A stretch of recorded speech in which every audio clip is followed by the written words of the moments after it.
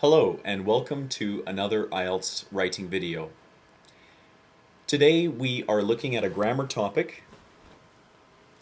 The topic is when and how to use commas. I hope in this video that we can go over some of the different ways that we should be employing commas in our Task 1 and Task 2 responses on the IELTS exam. If you find this video helpful, please visit my blog at IELTSIELTS.com. I wanted to start today's video with a definition regarding what a comma is. A comma is a grammatical device that separates words, phrases, clauses.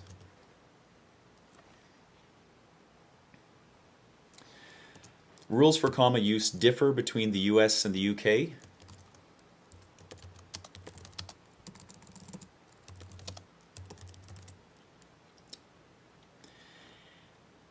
And as you know, on your IELTS examination, you can follow US or UK spelling and grammatical rules, but it's important that you are consistent. So if you start your essay, for example, spelling things the way a British person would spell them, and then if you start employing comma rules the way an American would, that would be a mistake. So a few things to keep in mind are that dates are written differently between the UK and the US. So in the UK, the date today would be written 16 July 2012 versus in the US where it would be written July 16, 2012. And the use of commas in a list of nouns, for example, also differs. So if I were writing the way a British person would write, I would write, I am going to the store to buy milk, comma, eggs, and cheese. However, an American would write, I am going to the store to buy milk, comma, eggs, comma, and cheese. And so the American rule is that if you have 3 or more nouns in a list, that you put a comma before and the final noun. So a couple of small things to remember there. Commas and the rules regarding comma use are subject to a number of exceptions. But in today's video, I would like to present to you the most common and widely accepted rules for comma use. And I hope that these rules help improve your writing. So let's start by talking about when commas should be used. So the first one that most people know is that commas are used in lists or when giving multiple adjectives or adverbs. So in your IELTS essay, there may be an instance when you are giving an example or talking about that example and you want to qualify that example. So you want to share some adjectives to describe or to show, to amplify certain points about the example that you're giving. And you may want to use multiple adjectives to do this. So let's take an example here. So for example, now pretend this is in my IELTS essay. So I'm sharing a real example. For example, Americans are often criticized for being impulsive, comma, indiscriminate, comma, careless consumers. So for example, Americans are often criticized for being impulsive, comma, indiscriminate, comma, careless consumers. Consumers is our noun. So there is no comma that goes before it and the last adjective in the list. But as you can see, after each adjective, impulsive, indiscriminate, we include a comma.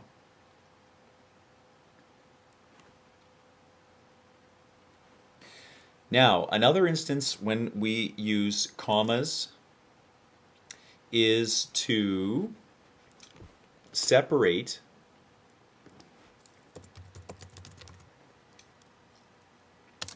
independent clauses. Independent clauses joined by a coordinating conjunction. Now, I know these may be new terms for some of you, so let me just quickly explain what these are. They're not nearly as complicated as they sound. An independent clause is simply a group of words that can stand alone as a sentence. Okay, so if I had the phrase the other day, this is not an independent clause. The other day is not a full sentence. A coordinating conjunction is a very fancy phrase describing just words that link two different ideas together and show the relationship between those ideas. So these are words like and, write some of these down, and, but, or, for. Okay, so they show a certain relationship between two ideas. Now, if we were to join two ideas with and, the relationship would be different than if we were to join them with but. So, when we have two independent clauses and when we join them with a coordinating conjunction, we need to use a comma to separate the two independent clauses. Now, let me give you an example. So if I were to write this, maybe this is the thesis of my essay. So the city of Dubai is known for its role. Oops, little spelling mistake. The city of Dubai is known for its role as a Middle Eastern import hub. Okay, so that's the first independent clause. Now let's put the second one in here. And this is one of the reasons international companies gravitate to it. Okay, now these sorts of mistakes I see regularly in IELTS essays that students submit to me online. Here we have two clauses that could be their own sentence. This is one of the reasons international companies gravitate to it, is a sentence in itself. The city of Dubai is known for its role as a Middle Eastern import hub is also a sentence. It can stand by itself.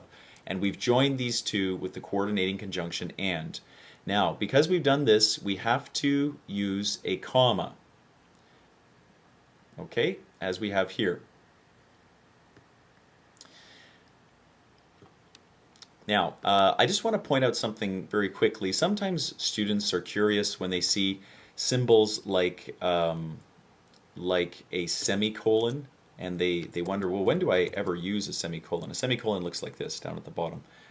So semicolons can be used instead of this combination. So if I were to stick a semicolon in here, this would be grammatically correct.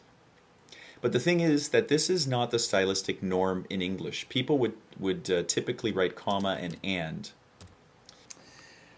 Okay, now, commas are also used to separate dependent clauses that come before independent clauses. So separate dependent clauses that come before independent clauses.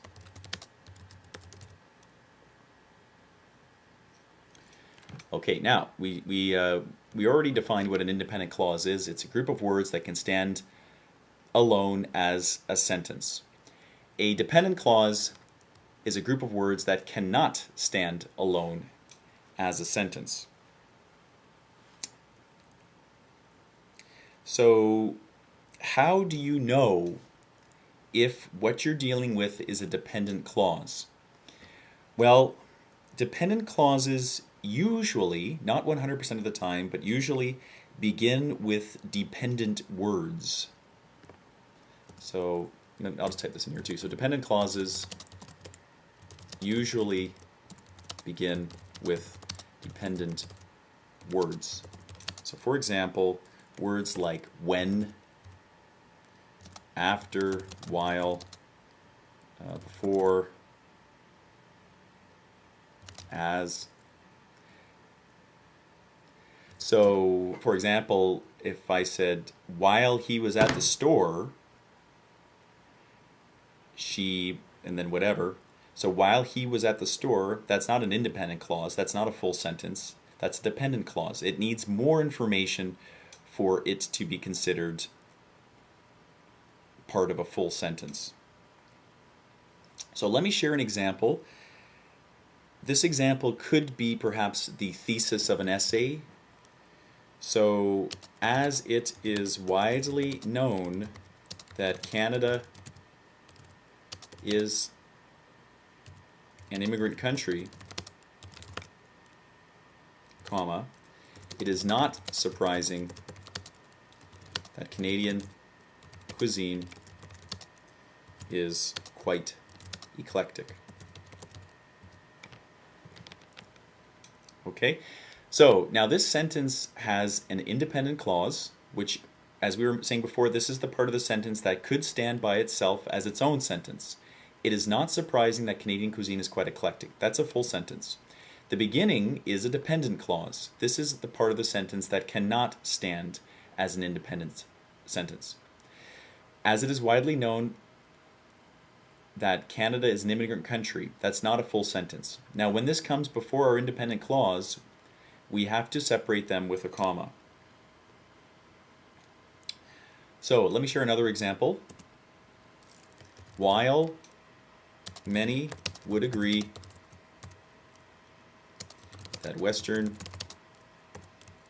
ideological thought differs from Eastern, comma, the two schools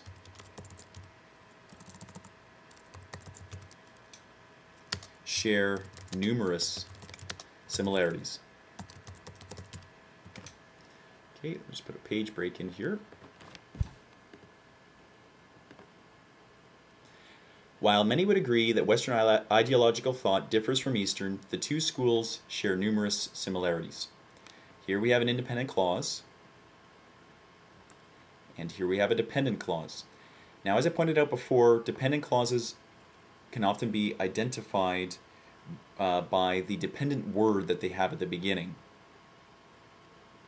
So if we took this dependent word away and we just had many would agree that Western ideological thought differs from Eastern, that is actually an independent clause by itself. But because we have this word here, it's indicating to the reader that this is not a full and complete thought, that there is something that this dependent clause is modifying. This dependent clause is modifying or augmenting the independent clause that follows it. Okay? So there's a comma that separates the two. Now let's talk about letters. Commas are used, as you know, in letters, and those of you taking the general exam may want to take note of this. Now those of you taking the academic exam, don't stop watching yet. We're going to get to task 1, comma use, in a second. So commas are used in letters to indicate direct address.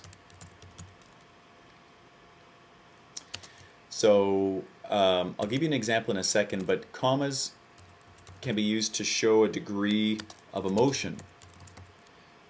So for example, anger, irritation most commonly, but even sometimes understanding.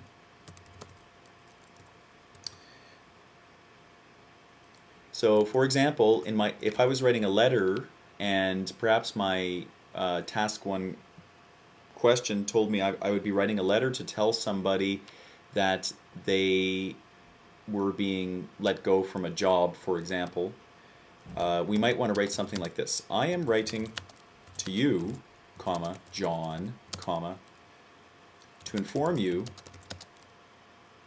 that your employment will be terminated as of, and then whatever the date or whatever. But the important thing here is that we are directly addressing John. So we've already stated you, and now we're stating John. And this gives our letter a sense of, I don't want to say urgency, but a sense that something important or an important message is being expressed to John. And to indicate this, we are talking to him directly. Okay, so this is an interesting use of commas that you can employ in your letter, but you cannot use this to address a company. So you wouldn't say, I am writing to you, Microsoft Corporation, to inform you that, and then whatever. This is typically used for names. Now, let's go on to a couple of topics, a couple of instances that you should avoid. So never do this. Never separate subjects from verbs.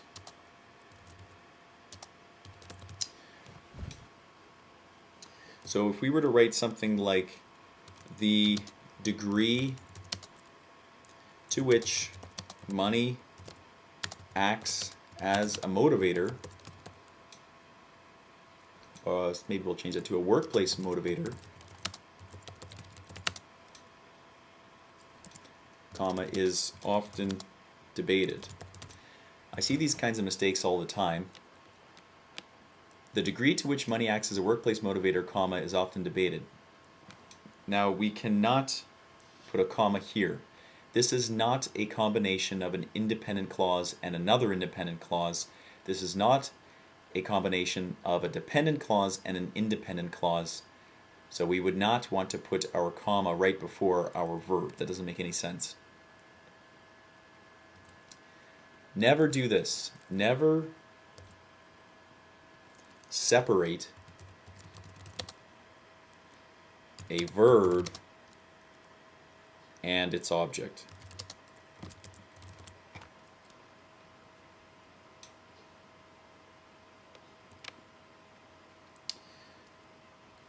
So, for example, if we were writing our task 1 response and we had a sentence something like this, the points clearly indicate, comma, that a continued increase can be expected into the foreseeable future. Foreseeable future.